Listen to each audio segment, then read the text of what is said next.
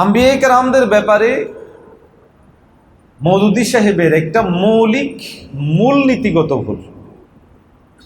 তিনি, আপনারা জানেন যে ওনার একটা তাফসিরের কিতাব আছে, এটা হচ্ছে সেই তাফসিরের কিতাব, নাম হলো তাফহিমুল কোরআন। কি নাম? তাফহিমুল কোরআনের দ্বিতীয় খণ্ড। তাফহিমুল কোরআনের দ্বিতীয় খণ্ডের 343 এবং 44 এই পৃষ্ঠাগুলোতে, আর এটার অনুবাদ এসেছে এই 6 নম্বর খণ্ডের, আমি চিহ্নিত করে রেখেছি এই 30 নম্বর পৃষ্ঠার মধ্যে। এখানকার যে কথাগুলো, এগুলোর মূল সার নির্যাস হলো মওদুদী সাহেবের একটা মৌলিক দাবি, হযরত আদম আলাইহিস সালাম থেকে শুরু করে আমাদের নবী মুহাম্মদুর রাসূলুল্লাহ সাল্লাল্লাহু আলাইহি ওয়াসাল্লাম পর্যন্ত সবাই মানবিক দুর্বলতা তাদের মধ্যে ছিল। আর এই মানবিক দুর্বলতার কারণে তারা কখনো কখনো তাদের যে আদর্শ, এই আদর্শ থেকে তারা বিচ্যুত হয়ে গেছে। এই একটা মূলনীতির কারণে, বা এই একটা মূলনীতিকে সামনে রেখে মওদুদী সাহেব তিনি বিভিন্ন জায়গায় বিভিন্ন আম্বিয়া কেরামদের ব্যাপারে শব্দচয়নের ক্ষেত্রে এই বিষয়গুলো বারবার তিনি উচ্চারণ করেছেন। যেমন আমি আপনাদেরকে যদি এখান থেকে পড়ে শোনাই, 344 নম্বর পৃষ্ঠার মধ্যে তিনি লিখেন, 43 নম্বর পৃষ্ঠে এটার অর্ধেক লাইন এসেছে, বাসা আওকাত किसी नाजुक नफसानी मौके पर नबी जैसा आला व अशरफ इंसान भी थोड़ी देर के लिए अपनी बशरी कमजोरी से मगलूब हो जाता है। এটা কি আমাদের বানানো কথা না ওনার কিতাব থেকে দেওয়া রেফারেন্স? ওনার কিতাব থেকে দেয়া। এটার অনুবাদ এসেছে এই বইয়ের 30 নম্বর পৃষ্ঠার মধ্যে। এখানে তিনি সেই বিষয়টাকে উল্লেখ করেছেন। যেমন বাংলায় অনুবাদ এসেছে, তারা লিখছেন, কোনো কোনো সময় নাজুক মনস্তাত্ত্বিক অবস্থায় নবীর মতো উচ্চ মর্যাদা সম্পন্ন লোকও মুহূর্তকালের জন্য হলেও নিজের মানবিক দুর্বলতার কাছে পরাস্ত হন। এখানে একটা মৌলিক বিষয় আমাদের বোঝা জরুরি, যে এই কথাটা কেন একজন মুমিন তার মাথায় রাখতে পারবে না, রাখা উচিত না। কেননা মূলনীতিগতভাবে এই বিষয়টা যখন মাথায় রাখবেন, আমাদের মধ্যে যেমন মানবিক দুর্বলতার কারণে আমরা কখনো কখনো বিভিন্ন সময়ে আমাদের মন চাইতো এই কাজটা করে ফেলি, মন চাইতো এই গুনাহ করে ফেলি, মন চাইতো এই গুনাহ করে ফেলি। আম্বিয়া কেরামদের ব্যাপারও যখন একই ধারণা মাথার মধ্যে থাকবে, তখন ওই নবী, ওই আম্বিয়া কেরামের ব্যাপারে কখনো কোনো দিন আপনার দিলের মধ্যে ওই আজমত আসবে না। এটা বোঝার জন্য ছোট্ট একটা উদাহরণ আপনি নিজের ব্যাপারেই নেন। নবী এবং সাহাবায়ে কেরামদের সমালোচনার জন্য আমাদের উলামায়ে কেরামদের বারবার নিষেধ করেন। কেন? প্রথম বিষয় হচ্ছে, দেখুন, আপনি যেই কোনো কাজ করবেন এখানে দ্বীনি কোনো মাফাদ, কোনো ফায়দা তো থাকতে হবে। নবী কিংবা সাহাবীর সমালোচনায়, নবী কিংবা সাহাবীর দোষ চর্চায়, নবী কিংবা সাহাবায়ে কেরামদের কোনো দুর্বলতা প্রকাশ, দ্বীনের কোনো প্রয়োজন, কথা বলা লাগবে, দ্বীনই কোনো প্রয়োজন নাই, দ্বীনের কোনো লাভ, আমাদের দ্বীন মানার জন্য এর কোনো প্রয়োজনীয়তা নাই। এই যেহেতু দ্বীনের প্রয়োজন নাই, আমার দ্বীন মানার জন্য এটার প্রয়োজন নাই, তো আমি ঠিক কি কারণে নবী এবং সাহাবায়ে কেরামদের দুর্বলতা, নবী এবং সাহাবায়ে কেরামদের দোষ ইত্যাদি চর্চা করতে থাকবো? খুব সহজ বিষয়। এটা তখনই ঘটবে যখন আসলে আমি মূলত পথভ্রষ্ট হতে থাকবো, পথ হারা হতে থাকবো, তখনই আসলে আমার মধ্যে এটা ভর করবে। দেখুন, এই জিনিসটা মূল নীতিগতভাবে ওনার মাথায় ঢুকার কারণে ক্ষতি কি হয়েছে? ক্ষতি ঘটেছে। আপনারা জানেন যে হযরত দাউদ আলাইহিস সালাতু ওয়াস সালাম ওনার একটি ঘটনাকে সামনে রেখে তিনি উরিয়ার একটা ঘটনা, সেই ঘটনাকে সামনে রেখে মৌদুদী সাহেব হজরতে দাউদ আলাইহিস সালাতু ওয়াস সালামের দিকে নিসবত করেছেন যে ওনার মধ্যে প্রবৃত্তির কামনা, যৌন লালসা যেটাকে বলে, এটা ক্ষমতার অপব্যবহার এবং অপরের স্ত্রীর দিকে বদনজর বা কুপ্রস্তাব যেটা আছে এতটুকু দেওয়ার মতো বিষয় হযরতে দাউদ আলাইহিস সালামের মধ্যে ঘটেছিল। নাউজুবিল্লাহি মিন যালিক। এটা কেন তিনি হিম্মত করলেন, সাহস করলেন বলতে? ওই যে মূলনীতির কারণ, যে মানবিক দুর্বলতা।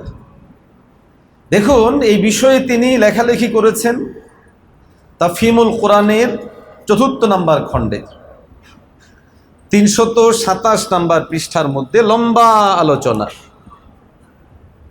আলোচনা, এবং এটার বাংলাটা আসছে ১৩ নম্বর খণ্ডের মধ্যে তাফহিমুল কোরআনের। আমি দুটো জায়গা থেকেই রেফারেন্স সহ আপনাদেরকে দেখানোর চেষ্টা করছি। এখানে তিনি লিখছেন যে ये वो तंबी है जो इस मौके पर अल्लाह ताला ने तौबा कबूल करने और बुलंदी दराजात की बशारत देने के साथ हज़रत दाऊद को फरमाई। इससे ये बात खुद ब खुद ज़ाहिर हो जाती है कि जो फ़ैल उनसे सादिर हुआ था उसके अंदर ख्वाहिश नफ्स का कुछ दखल था।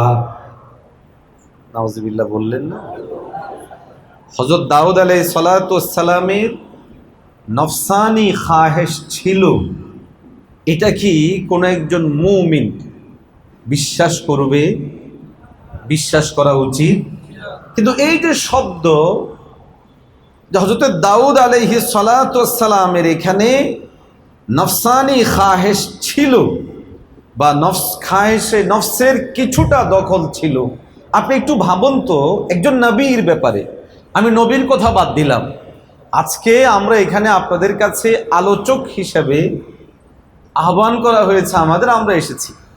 আপনাদের কারো মাথায় যদি থাকে যে শামসুদ্দোহা আশরাফি সাহেবের কুপ্রবৃত্তি আছে, তিনি অমুকের স্ত্রীকে কুপ্রবৃত্তির কারণে একটা প্রস্তাব দিয়েছিলেন, তো আমার উপর আপনাদের ঈমান, এতেমাদ, এতেকাদ, আমার ব্যাপারে আগ্রহ, আবেগ, এই কথাগুলো শোনার আগে যেমন ছিল, এই কথাগুলো শোনার পরে কি ওইরকম থাকবে না খারাপ হবে? এখন নবী দাউদ আলাইহিস সালাতু ওয়াস সালামের ব্যাপারে যখন তিনি স্পষ্ট শব্দে বলছেন, দেখেন এখন আমাদের কিছু কিছু ভাই মওদুদী সাহেবকে পুনঃপ্রতিষ্ঠার জন্য চেষ্টায় গিয়ে সাফ ভাষায় বলতে চাচ্ছেন যে আমাদের ওলামারা, আমাদের আকাবিররা, আমাদের পূর্বসূরীরা, ওনারা ওনাদের কিতাবে যা বলেছেন এগুলো মওদুদী বলে নাই, অথবা এভাবে বলছেন যে মওদুদী সাহেব যেগুলো বলেছেন ওনারা না বুঝেই সেগুলো বলেছেন এবং তার বিরুদ্ধে বলার চেষ্টা করেছেন। আমি আপনাদেরকে বলতে চাই, ইনসাফের সাথে বলুন, এটা আমাদের কোনো আকাবিরিনের লেখা কিতাব, আমাদের কোনো আলেমের লেখা বই, এটা মওদুদী সাহেবের বই। আচ্ছা দেখুন তো অনুবাদের ক্ষেত্রে কি এসেছে। অনুবাদ এসেছে ১৩ নম্বর খণ্ডে ৯৫ নম্বর পৃষ্ঠার মধ্যে।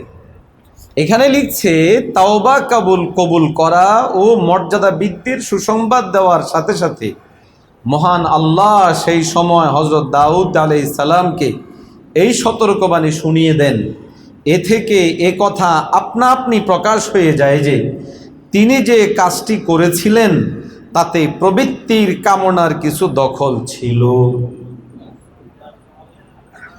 শাসন ক্ষমতার অসঙ্গত ব্যবহারের সাথেও তার কিছু সম্পর্ক ছিল, এবং তা এমন কোনো কাজ ছিল যা কোনো ন্যায়নিষ্ঠ শাসকের জন্য শোভনীয় ছিল নয়। একই সময়ে হযরতে দাউদ আলাইহিস সালাতু ওয়াস সালামের চরিত্রের উপর আঘাত করা হলো, একই সময়ে হযরত দাউদ আলাইহিস সালাতু ওয়াস সালামের শাসন ব্যবস্থার উপরে ন্যায়নিষ্ঠতার দিক বিবেচনায় অভিযোগ আরোপ করা হলো। একইভাবে হযরত দাউদ আলাইহিস সালাতু ওয়াস সালামকে ক্ষমতার অপব্যবহারে অভিযোগে অভিযুক্ত করা হলো। যেই শব্দে, যেই বাক্যে এই শব্দ, এই বাক্য শোনার পরে যিনি লিখলেন তার ব্যাপারে কথা বলা, তার ব্যাপারে আলোচনা করা আমাদের জন্য দরকার আছে না নাই? মানুষের কাছে এই বিষয়গুলো সাফভাবে যাওয়া জরুরি। আমি আবারও বলছি, রাজনৈতিক স্বার্থ সিদ্ধির জন্য নয়, দ্বীনি মেজাজের জায়গা থেকে, দ্বীনি মাকসাদের জায়গা থেকে এই বিষয়গুলো যাওয়া জরুরি। এবং বিশেষত যখন কোনো ব্যক্তিকে মহান করে তোলার চেষ্টা করা হবে, আর ওই ব্যক্তি যখন নবী এবং সাহাবায়ে কেরামদের ব্যাপারে এমন কোনো আচরণ করবেন যেই আচরণ ঈমান আকীদার জন্য অত্যন্ত ভয়ঙ্কর ভয়াবহ হয়, তখন উম্মার সামনে এই মেসেজ থাকা জরুরি। না হয় অনেক মানুষ বিভ্রান্ত বিচ্যুত হওয়ার সম্ভাবনা আছে। আমাদের অনেক অবুঝ ভাইয়ের এই বিষয়গুলো না বুঝেই কথা বলে। দেখুন, আপনি তারা বা তাদের যারা অনুসারী অনুগামী আছে তাদের সাথে কথা বললে আপনি উপলব্ধি করবেন যে এর প্রভাব কতটুকু। দেখুন, এই গ্রন্থগুলো তাদের নিয়মিত পাঠ্য, এই গ্রন্থগুলো তাদের নিয়মিত পাঠ্য, হিসেব দিতে হয়। তাফহিমুল কোরআন আপনি পড়েন কিনা, আর আপনাদের বিবেকের কাছে এটা সাফ থাকা জরুরি। তাফহিমুল কোরআন যিনি পড়েন, নিয়মিত হিসাব দেন, সে আল্লাহর বান্দা যখন এই শব্দ পড়বে যে দাউদ আলাইহিস সালামের তাওবা আল্লাহ কবুল করেছেন বটে, তবে দাউদ আলাইহিস সালামকে আল্লাহ রব্বুল আলামিন এই কথা স্পষ্টভাবে জানান দিলেন যে আপনার এখানে কুপ্রবৃত্তি ছিল, আপনি ক্ষমতার অপব্যবহার করেছেন, আপনি এখানে নিজের ন্যায়নিষ্ঠ শাসকের কাজ আপনার দ্বারা হয়নি। এই ধরনের শব্দগুলো যখন কারো মাথায় ঢুকবে, বলুন একজন নবীর ব্যাপারে তার একটা বাজে ধারণা তৈরি হবে না হবে না? মজার বিষয় হচ্ছে, তাও এই ঘটনাগুলোর বর্ণনার যেই সূত্র সেটা আবার বাইবেল থেকে, বাইবেলের বিভিন্ন জায়গা থেকে সেগুলো নিয়ে এসে তারপরে বয়ান করা। যেমন जिन लोगों ने बाइबल का मुताला किया है বলে তিনি 327 নম্বর পৃষ্ঠার শেষ দিকে সেই আলোচনা নিয়ে লম্বা নিরীক্ষা দিয়েছেন।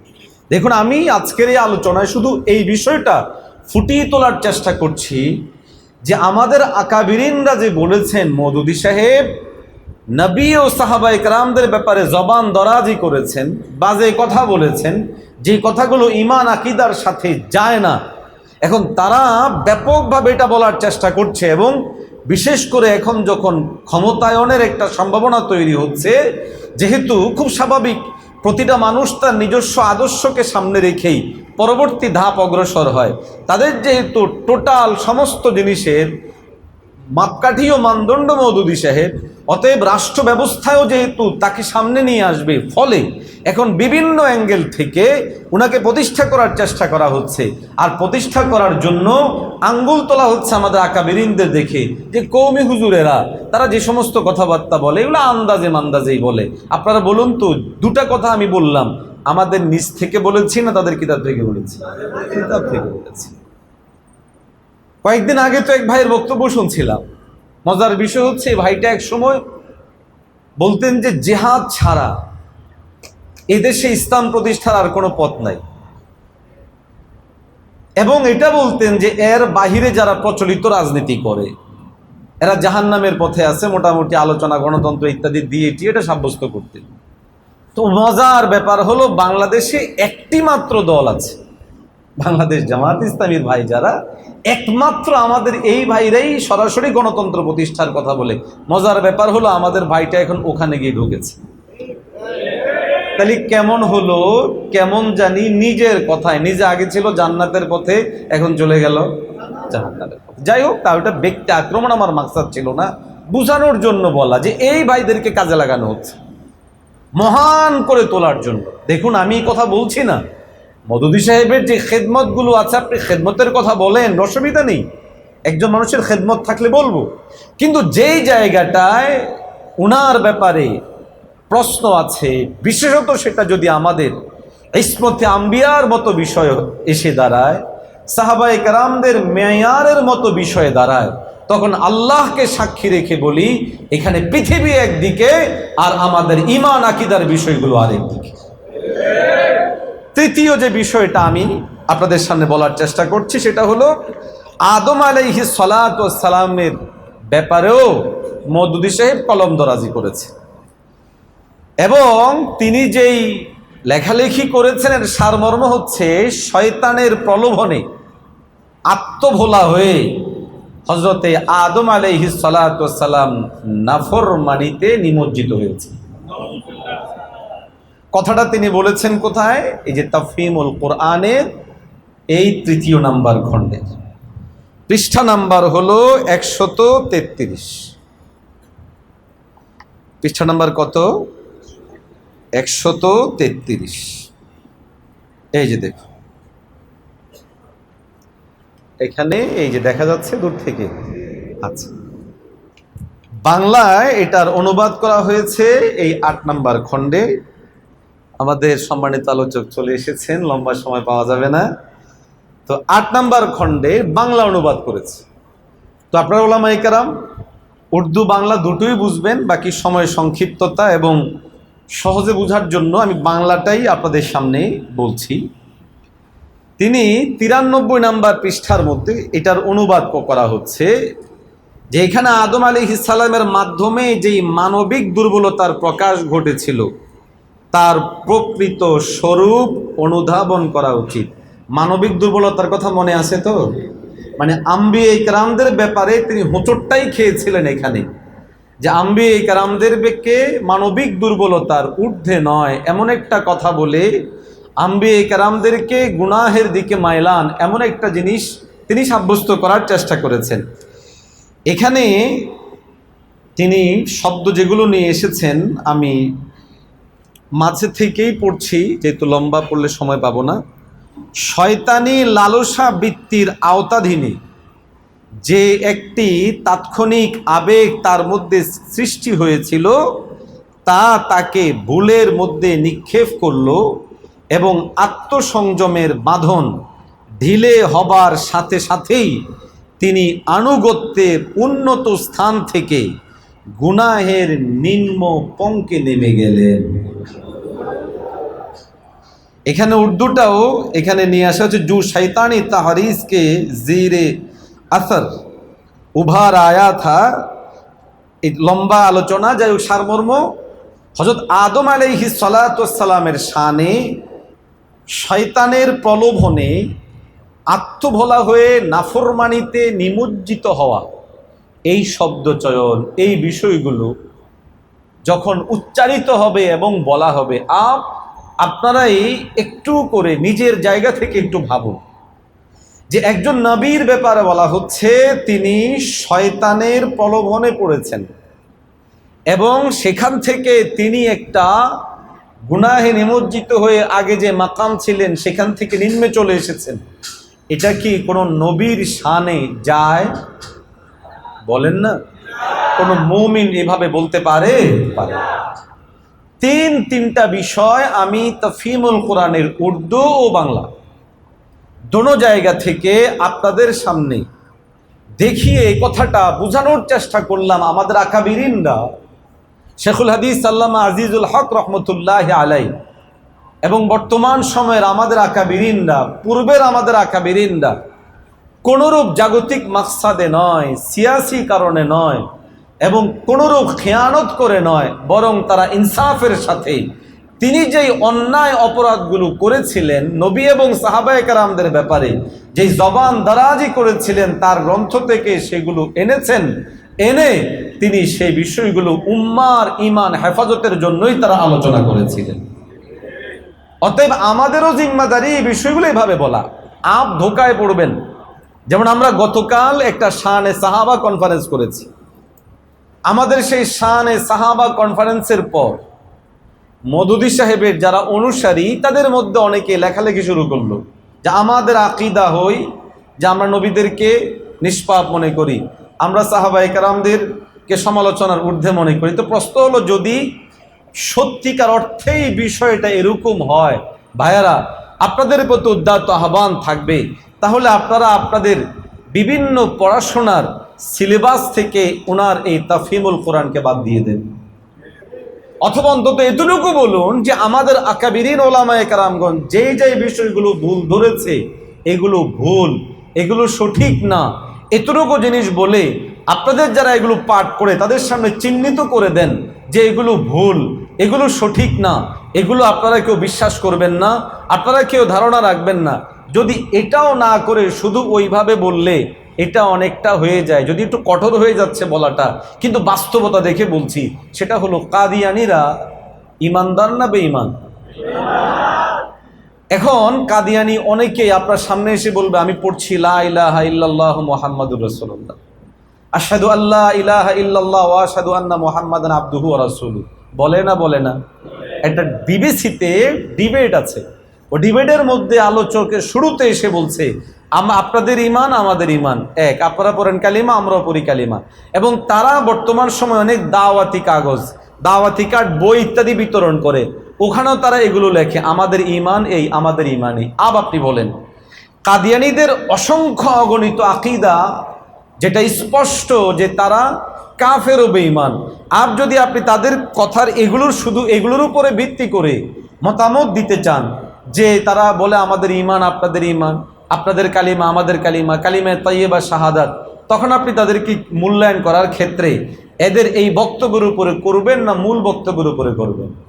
মূল বক্তব্যের উপরে করা যাবে। এই জন্য ভাইয়েরা, আমরা আবারও বলছি, আমাদের মাকসাদ আমাদের তালিবুল ইলমদের কাছে, আমাদের আওয়াম ভাইদের কাছে বিষয়গুলো সাফ হওয়া। জাকাবিরিন ওলামায়ে দেওবন্দ মওদুদী সাহেবের ব্যাপারে যেই লেখালেখি করেছেন, ব্যক্তিগত কোনো স্বার্থে নয়, রাজনৈতিক কোনো স্বার্থে নয়, ভিন্ন কোনো স্বার্থেও নয়, বরং তাদের মাকসাদ ছিল একমাত্র দিন। তারা এই সমস্ত কথা বলার ক্ষেত্রে কোনো প্রকার বেইনসাফি করেননি, উনার উপর কোনো তোহমতও দেননি, বরং উনার কথাগুলোই উনার কিতাব থেকে রেফারেন্স দিয়ে বলেছেন যেই কথাগুলো অনুচিত, যেই কথাগুলো নাজায়েজ, যেই কথাগুলো নবীদের ব্যাপারে হারাম, এ ধরনের শব্দচয়ন তিনি করেছেন, ওই বিষয়গুলোই ওলামায়ে কেরাম নিয়ে এসেছেন। অতএব আমাদের ওলামায়ে কেরাম সঠিক বিষয়ের উপরেই ছিলেন। আল্লাহ রব্বুল আলামিন আমাদেরকে যেই কোনো বাতিল মতবাদের ভ্রান্তি থেকে হেফাজত করেন।